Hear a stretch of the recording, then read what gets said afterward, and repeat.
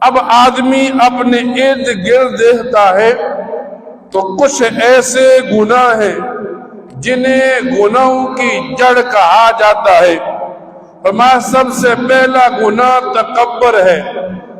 اب ایک انسان کے اندر جب تکبر آ جاتا ہے، اور تکبر یا مال کی وجہ سے ہوتا ہے، یا اولاد کی وجہ سے ہوتا ہے، یا انسان کے ذہن میں شیطان ڈال دیتا ہے تو سب سے اعلیٰ ہے وغیرہ۔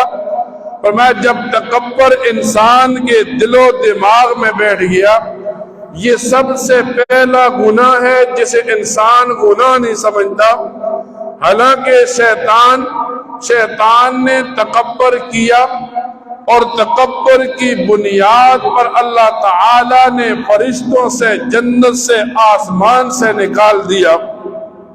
اور میں دوسرا گناہ حرص ہے کہ انسان حریص ہو کہ فلاں کے پاس مال ہے مجھے بھی مال ملے، انسان کا حرص ہے فلاں کی اولاد ہے، فلاں کا رتبہ ہے مجھے بھی یہ رتبہ ملے۔ فرمایا یہ گناہ بھی گناہوں کی جڑ ہے۔ اور تیسرا حسد ہے کہ انسان کسی کو خوش دیکھے تو دل میں سوچے یہ کیوں خوش ہے، مجھے خوشی ملنی چاہیے۔ انسان کسی کے پاس مال دیکھے تو دل و دماغ میں بٹھائے اس کو مال کیوں ملا، مجھے مال ملے۔